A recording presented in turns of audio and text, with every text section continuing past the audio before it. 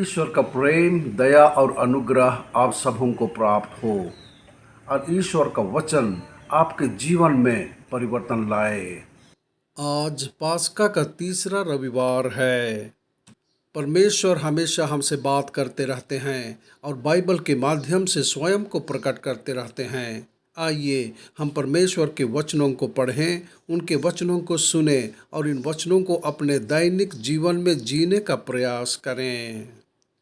आज के पाठों का सारांश। पहला पाठ, पेतरुस उपदेश देता है कि यीशु मृतकों में से जीवित हो गया है और लोगों से पश्चाताप करने और विश्वास करने का आह्वान करता है। दूसरा पाठ, जो लोग परमेश्वर को जानते हैं वे उसकी आज्ञाओं का पालन करते हैं। सुसमाचार पाठ, यीशु फिर से अपने शिष्यों के सामने प्रकट हुए और उनके साथ भोजन किया।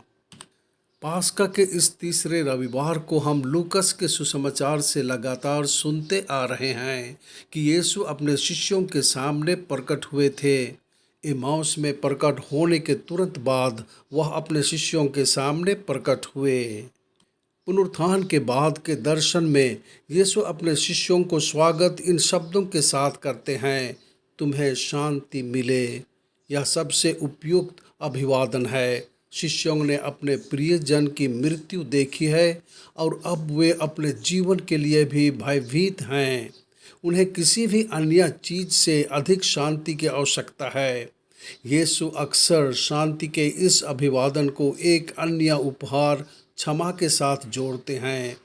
लोग अपनी समस्याओं और चिंताओं से छुटकारा पाकर अपनी शांति पुनः प्राप्त कर लेते हैं और अपने पापों से क्षमा पाकर भी वे शांति प्राप्त कर लेते हैं। इन दोनों स्थितियों में यीशु अपने प्रेरितों के लिए शांति लाना चाहता है। जैसे ही उन्होंने शांति के लिए यीशु का अभिवादन सुना, शिष्य चौंक गए और भयभीत हो गए। वे इस बारे में अनिश्चित हैं कि उनके सामने होने वाली घटनाओं का क्या अर्थ निकाला जाए और जाहिर है वे यीशु को भूत समझने की भूल कर बैठते हैं।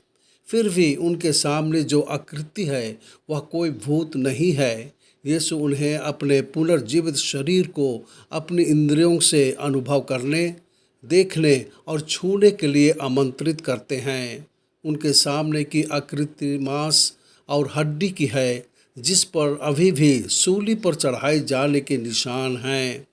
हालांकि शिष्य उसकी पीड़ा और मृत्यु को नहीं भूल सकते, लेकिन शांति उनके दिलों में जड़ें जमाने लगती है, क्योंकि उनका डर खुशी और विस्मय में बदल जाता है। अपने पुनरुत्थान के प्रमाण के रूप में यीशु अपने शिष्यों के साथ भोजन करते हैं। शिष्यों ने भोजन के माध्यम से यीशु को सबसे अच्छी तरह से जाना है। अपने पुनरुत्थान के बाद अपने शिष्यों के साथ भोजन करके यीशु अन्य सभी भोजनों को याद करते हैं और सबसे महत्वपूर्ण बात, वह अंतिम भोज को याद करते हैं जब उन्होंने धन्य यूखरिस्त की स्थापना की थी। जैसे ही यीशु अपने शिष्यों को गवाह बनने का आदेश देते हैं, हमें यीशु के पापों की क्षमा की खुशखबरी की घोषणा करने के लिए भेजा जाता है। केवल यीशु ही पापों को क्षमा कर सकता है और मन या शरीर के स्वास्थ्य को बहाल कर सकता है। केवल वही हमारी बीमार आत्माओं में शांति स्थापित कर सकता है। आइए हम इस शुभ समाचार के दूत बने। प्रार्थना। हे प्रभु यीशु ख्रिस्त, आप जगत के उद्धार करता हैं। आपने पाप और मृत्यु को नष्ट कर दिया है और आप ही हमारे पापों को क्षमा कर सकते हैं। हमारे ख्रिस्ती जीवन को नवीनीकृत कर दे ताकि हम पूरे दिल और आत्मा से आपकी सेवा कर सकें। आमीन।